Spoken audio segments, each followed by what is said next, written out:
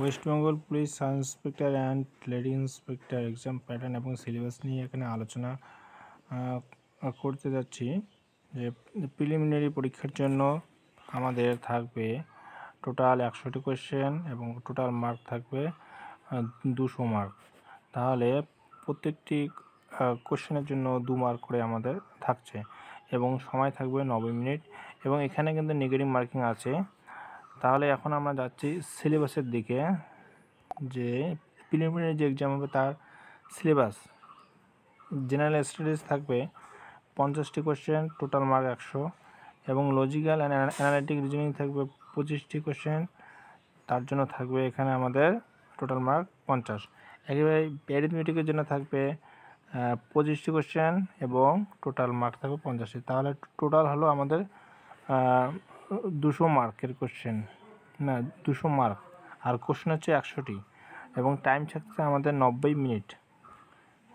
এরপরে আমরা যাচ্ছি যে ফিজিক্যাল মেজারমেন্টের, অর্থাৎ প্রিলিমিনারিতে যারা পাস করবে তাদের জন্য ফিজিক্যাল মেজারমেন্ট টেস্ট হবে।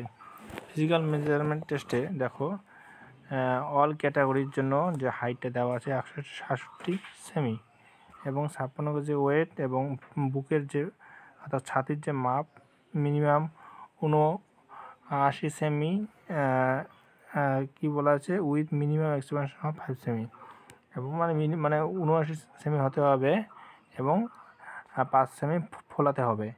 এরপরে যারা গোর্খা, রাজবংশী, গাড়োয়ালি এবং সিরিল ট্রাইব আছে তাদের জন্য হবে 160 সেন্টিমিটার এবং তাদের ক্ষেত্রে যেই হাইটটা লাগছে 160 এবং বুকের ছাতি লাগছে 76 সেমি, কিন্তু এখানে যে বুকের ছাতি ফোলাতে হবে বলা হচ্ছে 5 সেমি এবং এখানে ওয়েট বলা আছে যে অন্তত 52 কেজি হতে হবে।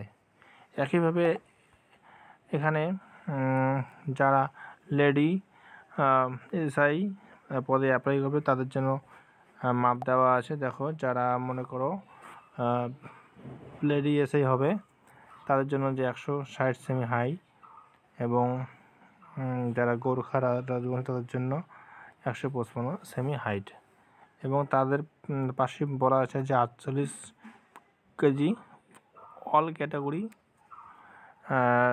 অর্থাৎ যারা জেনারেল ক্যান্ডিডেটের মধ্যে পড়ে তাদের জন্য 48 কেজি ওজন হতে হবে। একইভাবে যারা গোর্খা, রাজবংশী, গাড়োয়ালি এবং সিরিল ট্রাইবের মধ্যে যারা আছে তাদের জন্য 45 কেজি এখানে বলা আছে, 45 কেজি। এরপরে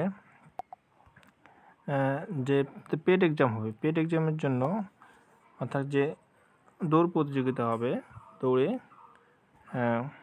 মেলদের জন্য 800 মিটার রান, অর্থাৎ পুরুষদের জন্য 800 মিটার রান 3 মিনিটে এবং যারা ফিমেল তাদের জন্য 400 মিটার রান 2 মিনিটে কভার করতে হবে। এরপর যারা ফিজিক্যাল এফিসিয়েন্সি টেস্ট এবং পিএমডি টেস্টে যারা কোয়ালিফাই হবে তাদের জন্য ফাইনাল যে এক্সামটি হবে সেই ফাইনাল এক্সামের সিলেবাস আমরা এখন জানব। যেখানে বলা আছে যে পেপার 1 এবং পেপার 2 এবং পেপার 3 3টি ধাপে এক্সাম হবে। তাহলে প্রথমে যাচ্ছে আমরা পেপার 1। পেপার 1-এ দেখো আমাদের এখানে বলা আছে যে 100 মার্কের থাকবে টোটাল এবং এখানে বলা আছে general studies and arithmetic. General স্টাডিজের জন্য 50 মার্ক এবং অ্যারিথমেটিকের জন্য বলা আছে 25 মার্ক, লজিক্যাল অ্যানালিটিকের জন্য বলা আছে 25 মার্ক। সময় থাকবে 2 ঘন্টা। একইভাবে ইংলিশের জন্য এখানে বলা আছে যে টোটাল থাকবে 50 মার্ক, সময় থাকবে 1 ঘন্টা। একইভাবে এখানে আমাদের পেপার 3-তে বলা আছে যে যার যে সাবজেক্ট নেবে বেঙ্গলি অথবা হিন্দি অথবা উর্দু অথবা নেপালি তার জন্য টোটাল মার্ক থাকবে 50 মার্ক এবং সময় থাকবে 1 ঘন্টা। এখানে দেখতে পাচ্ছি যে সিলেবাস ফর জেনারেল স্টাডিজ, এখানে তোমাদের সিলেবাস দেওয়া আছে, এগুলো দেখে নেবে।